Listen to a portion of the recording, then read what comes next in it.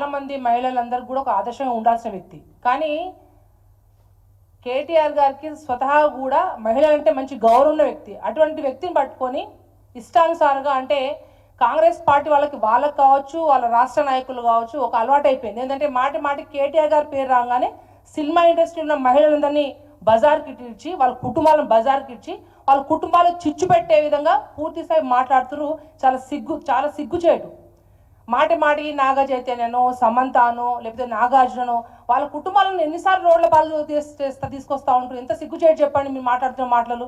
నీ మాటలు సురేఖమ్మ, నువ్వు చాలా సీనియర్ నాయకులు, నువ్వు మంత్రి అనే ఒక అహంకారంతో ఒక మహిళవి ఉండి సినిమా ఇండస్ట్రీలో ఉన్న మహిళలందరి పట్ల చాలా చీప్గా చేస్తుంటే సినిమాలో పోయే ప్రతి మహిళలు కూడా ఒక వేరే వ్యవహారంతో ఉంటునే విధంగా చాలా చండాలంగా మాట్లాడుతూ చాలా సిగ్గుచేటు. ఏదైతే సురేఖ గారు కేటీఆర్ గురించి అడ్డగోలు అంటే మీరు కేటీఆర్ గారు ఫినాయిల్తో కడగాలి, యాసిడ్ పోసి కడగాలి, మీ నోళ్ళు యాసిడ్ పోసి కడగాలి ఖచ్చితంగా. అనవసరంగా మీరు అందరి కుటుంబాలను రోడ్డు ఇడుస్తూ ఉన్నారు.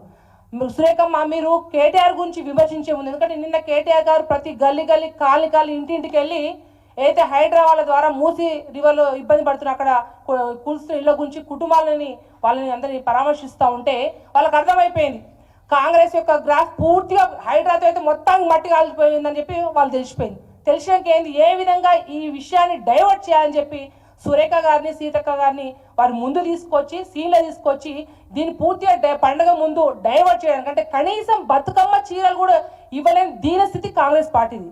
ఇవంతా డైవర్ట్ చేయడానికి ఇవాళ ఏదైతే సురేఖ గారు మాట్లాడుతున్నారో, ఖబర్దార్ సురేఖ గారు, ఊరుకునే లేదు, మేము ఉరుకుచ్చి కొట్టాల్సి వస్తుంది. మీరు ఏదైతే కేటీఆర్ గురించి విమర్శించే ముందు ఇంకొకసారి మాట్లాడితే అసలు ఊరుకునేది లేదు. ఏది పడితే మాట్లాడితే కరెక్ట్ కాదు. మీ మీద పరువు నష్టం దావా వేసే ఖచ్చితంగా తీరుతాం. ఎందుకంటే మీరు విమర్శించే ముందు ఏదైతే ఇప్పుడు హైదరాబాద్లో చాలామంది మొన్న ఒక కుటుంబం ఆమె సూసైడ్ చేసుకుంది, నిండు గర్భిణులు చాలామంది మహిళలు రోడ్డున పడి, చిన్న పిల్లలైతే రాళ్ళు కూడా పేర్కొంటూ ఇల్లు ఎట్లా కడతామా అని బాధపడుతూ అటువంటి కుటుంబాలు పడ్డ మహిళల కుటుంబాలకి అటువంటి ఓదార్చండి. మీ రేవంత్ రెడ్డి గారితో మాట్లాడి హైడ్రాని ఆపి మహిళా కుటుంబాలను నిలబెట్టే పని చేయండి తప్ప అనవసరంగా రాద్ధాంతం చేసి అనవసరమైన మాటలు మాట్లాడితే మీ నాలుక చీరుస్తామని చెప్పి మిమ్మల్ని అందరినీ తెలియజేస్తా ఉన్నాం. అంతేకాదు ఇవాళ ఎలక్షన్ల ముందు మహిళల్ని ఎక్కువ ముందు పెట్టి 2500 ఇస్తామంటారు, పెన్షన్లు పెంచుతామంటారు, రుణమాఫీ అంటారు. రుణమాఫీ పూర్తి చేయకుండానే సీన్లో హైడ్రాన్ పట్టుకొస్తారు. వరదలు ఎప్పుడైతే మొన్న వరదలు వచ్చినాయి, అమ్మ మీరు మా వరంగల్ మా మహబూబాద్ జిల్లాలో కనీసం మీ ఎన్నో మహిళా కుటుంబాలు రోడ్లో పడ్డాయి, ఇళ్ళు మునిగిపోయినాయి, మా తండాలు ఎప్పుడైనా వచ్చి చూసిన తల్లి మీరు.